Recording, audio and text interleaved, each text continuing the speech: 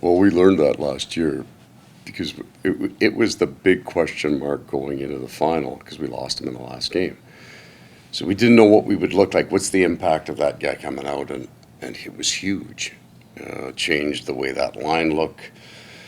There were times in the two series prior that we would get up a game or up a goal in the game, and the other team would match their best against the Lundell line, which was Lustrana and Reinhardt at the time. That turned out to be a really good thing for us, to the point I'd throw them out for defensive zone draws because I had two lefty centermen and a righty centerman that could all take faceoffs, and they'd send out their big boys, and it was a pretty good match for us. So we learned then how important he was. We just could not replace him, and he grows like all players. He's a better player this year, stronger, understands the game that we play at a very high level. He can go up and down the wing, and we can always move him back into the middle if we have to. But he's a really important part of a heck of a line. And sort of along those lines, how much did you know about him coming in? And not much. You envisioned him not much. Like the video was fourth line center that I'd seen from playoffs the year prior before I came in. And then he is one of those guys at training camp. You look at what you've got, well, he can't play on the fourth line. He has to be in our top nine. And Lundell was still a young man at center, but our center ice was set, so it had to be the wing. He can play center ice for sure, but he just was an obvious top nine guy in training camp last year, and that's why he got the job. Paul, when you guys clinched on Saturday, you knew you had this 1 week of ramp up. Mm-hmm. How did you map up? Slow ramp up? We're going to go hard these days, soft these days. How did you sort of map out? Well, we reached back to what we had done because it becomes routine. In each of the three series prior, there's a pure day off where they don't have to come to the rink the next day, and then we do a rehab, recovery, off-ice workout, and that's really where we're taking stock of where we're at injury-wise. But it's both. It's an off-ice workout and it's a recovery day. And then the only really, so with 4 days left, I don't think anybody skates for 4 straight days. The question was, would you go 2 on the front end or 2 on the back end? And we didn't like the idea of 2 days off, one practice, another day off, being off 3 of 4 days we didn't like. And they do like to get into kind of that rhythm of every second day if they can. So we wanted the back 3 days to be on, off, on, and then away we go. So it was just a reach back to what we had done and stay fairly close to our routine. Well, we kind of touched on this after the game on Saturday, but so what do you think are some of the bigger differences between this year's team and the team a year ago at this point, mentally, on the ice, just in general? The team itself and its health are the two biggest ones.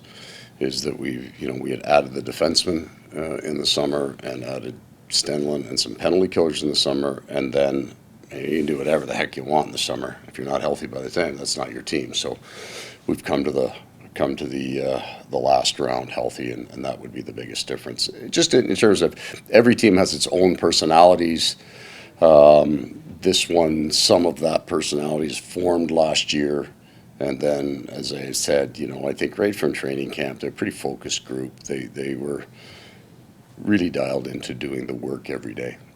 I know when the games start, you won't be probably looking at stuff, but can you appreciate this? I mean, it took you 21 years to get back to your second Stanley. You know what I mean? I mean, there's been some long summers, right? I mean, for all of us.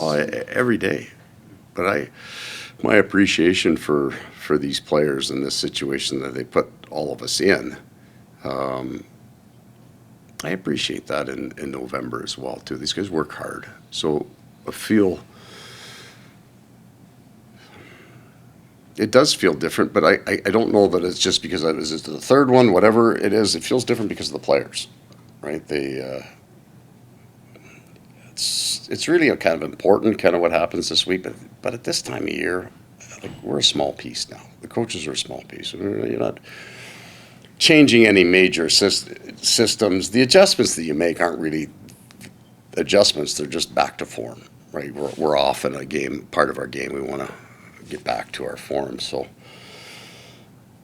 I think I said to Sergei today on this, I spend more time just cheering out there now. Something good, bang the stick on the boards and check to see if I need a new one by the end of practice, stuff like that. But are you getting any calls or texts from your friends at I don't You're at have- the cottage. Well, I will give here you, are. I will just give you a kind of a measuring stick of kind of how good a guy I am. I think I got about 16 texts after after we beat New York, and Jamie Compon got 125. That's a fact. Also, anybody that knows me says don't text him. He never reads them, or he doesn't answer them, or I am not at all tied to my phone. Somewhat proud of that. Did you answer him?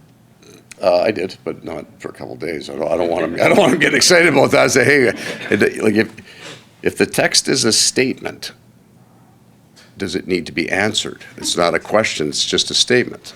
Well, thank you for your statement. I'll use nicer words than that. But You do the thumbs when up. I started, you know what? I had young kids. So it's unusual for me that when I started coaching, actually I didn't have kids, and then I had very young kids. So the deal was from 4 o'clock to 7 o'clock at night, I would never do any media or phone calls or anything. That was kind of, you get home from the rink and games start at 7, but that block of time would be a time that I would. So I got in the habit of, I'll walk in and throw my phone in a drawer. The vast majority of the time, I forget it, and I pick it up on the way out before I leave the next day. So I'm not a connector. When you look at their power play, he plays some good power plays already, what makes it just maybe a little bit better than everybody else, or different? So every power play has a structure to it, and you have a plan for that structure.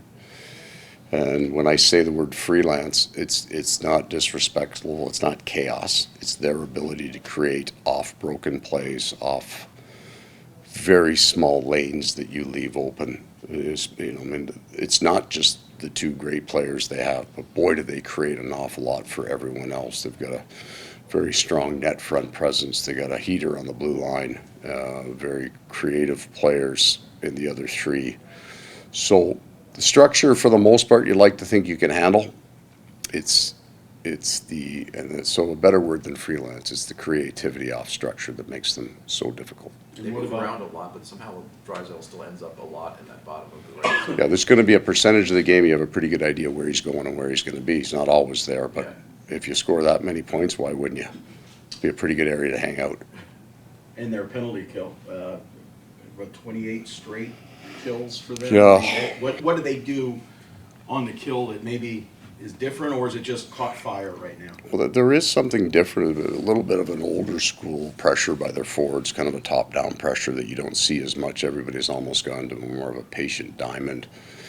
I think you saw that really come in.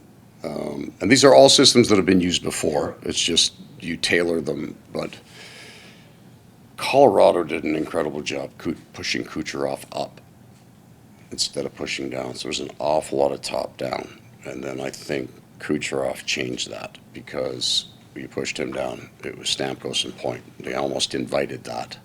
Colorado pushed up. What do you see the next year? Start of training camps is regular season. Everybody's pushing them up. And they, on their kill, they still push down because it works really well for what they do. You know what?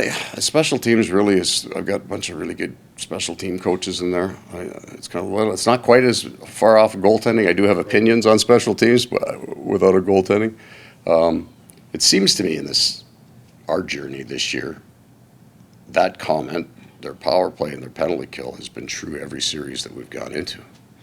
Certainly, when we went into the Tampa series, their power play was on fire, and it was. And it's a big part of I think you asked, what's different? Our discipline in the playoffs this year has been outstanding. Then, to be honest, it wasn't last year, right? But that was all part of kind of how we got there. It was very few scrums, lots of heavy hitting, but very few scrums, real strong discipline, and we wouldn't have gotten here this year if we hadn't been, because Tampa would have just blown the doors off you if you'd spent all the night in the box. And the Rangers were cooking. We got it, and I think Boston had gone on an incredible run. Swayman had a 9.55 at some point there in that series. So it's the way it should be. You're probably not getting here without really strong special teams. The Rangers or Laviolette talked about your system and how they couldn't get to their offense going against your defensive system. And I'm just curious, is this a system you've had throughout your career? Obviously things tinkered and changed, and the personnel, but it's No, you change them. You change them a fair amount.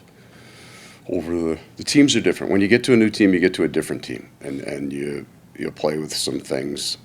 You're influenced by what's kind of new in the league, what works for some teams.